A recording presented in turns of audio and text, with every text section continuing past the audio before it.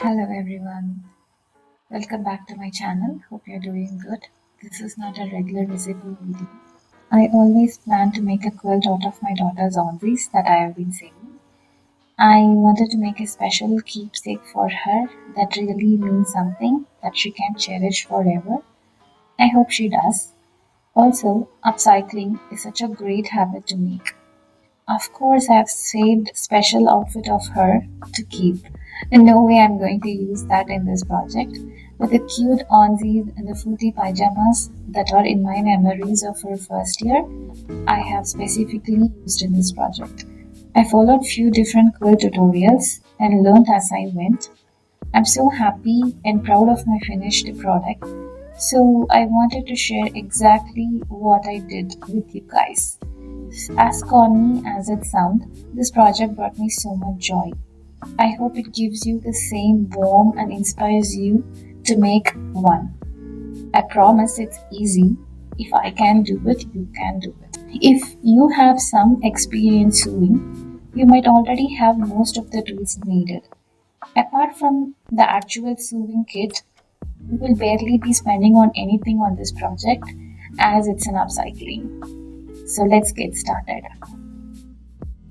What you will need: baby cloth, something for the back, might be sheet, blanket, swaddle, a material for binding. I have used a old shiny material which gave a good look to my product. Fusible interfacing. This is mandatory. I don't want you guys to skip it. I'll tell you the need the later part. Cotton batting, sewing machine, a rotary cutter or a fabric scissor should do. Since I have used a rotary cutter, I'm using a self-healing cutting mat. You need an iron, safety pin, quilter ruler. It's optional. If you don't have, you can cut the cardboard to the desired size. I have used the cardboard here. Before you move on to cutting, really look through your available clothes. Sort them by colors or pattern and begin to visualize a color palette. You don't need to finalize a layout or anything, but roughly plan how big you want your blanket. So you can estimate how many onesies you will need and how big you will need your squares to be. I was able to get 2 squares out of most items. I plan to cut 6-inch square that have been sewn down to 5.5 inch, but they ended up as 5-inch square in the end. Baby clothes are super duper stretchy. So first cut into the items doesn't have to be precise. Just be sure that the piece you cut is bigger than what it needs to end up being. All you really need is a tile. Precise measurement aren't required. In my case, I used a cardboard of 6 inch. I've cut into the 6-inch square and I use the same as my quilting ruler. Lay your clothing item flat on the cutting mat. Use your tile as a guide. Cut around the edges with your rotary cutter or scissor.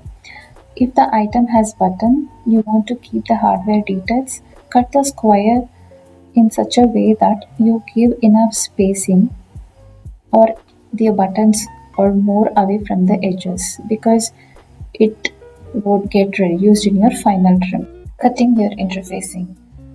You will need interfacings to stabilize your stretchy squares.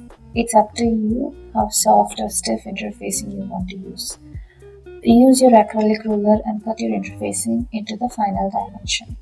This also doesn't have to be perfect because we will have to trim once more, but just make sure it isn't smaller than your final dimension.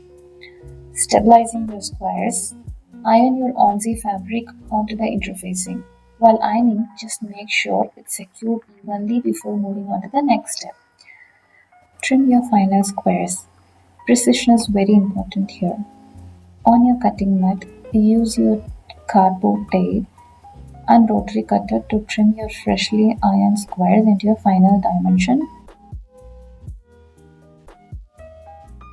Design your quilt. All the tutorials I watched describe this step as your favorite. I found it fascinating. Lay your squares out in your desired design. I kept second guessing myself and moving things around. Also, I have to do this at night after my daughter was asleep because she kept grabbing them. Construct your columns. This is where it got really funny for me. I loved watching my quill come to formation. I started at the top corner and stacked one on the top of the other as I went down. Sandwich your top square and the one beneath it wrong side facing out. Sew them together. Go slow if you're a beginner like me. Do your best to sew straight. It does not have to be perfect, but just concentrate. Repeat the same till you complete your row. In my case, I had 7 rows. Sew column together. Sandwich one column on the top of the next with the wrong side facing out. Pin sandwich together at every seam so the squares line up and on both the side so they don't shift as you sew. Hold it up and admire your hard work. Make your sandwich. Now it's time to put your blanket together. You will want your batting to be little bigger than your front of your blanket and back to be little bigger than that. In my case, I have used a normal white dhoti as a batting. You can use anything, it's up to you. Lay your back fabric on the ground, wrong side up. Lay your batting on top of the back fabric. Lay your front piece on top of the batting and secure each square with the safety pin. It should be pretty secure at this point to finish up your project. Now is the main part. Start quilting. I love the look of the quilt with the visible stitches. And I'm guessing everyone here is a beginner like me, so we are going to move forward with a super simple quilt design, which is a straight line. Sew straight line alongside your each column in each row. A little tip: as you get closer to the center, there is so much blanket on the inside of your sewing machine arm. Instead of bunching it out, roll it. It really gets out that way. You're so close to finishing. How exciting! You're really seeing your final product come to life now. Your last step would be finishing those raw edges. Square your quilt by trimming straight around the perimeter. I first cut the excess batting and backing with the scissors, then I used my rotary cutter to get super straight line. Binding the raw edges, you can buy a ready-made binding or you can make your own. I cut up the old bird cloth and I made it on my own. The length of the binding will be the perimeter of your quilt, plus a little extra space. I have cut fabric to 2-inch wide. When the strips are made, press the binding in half with the wrong sides together, and it is ready to attach to your quilt along the edge.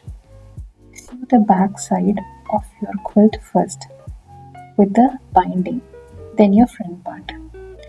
You can choose any kind of stitches, it is your personal preference. At the corners, fold the fabric on the diagonal so you have a neat metered corners. I have mentioned product used in this video in the description box below. Bask in the glory of your priceless quilt. You did it.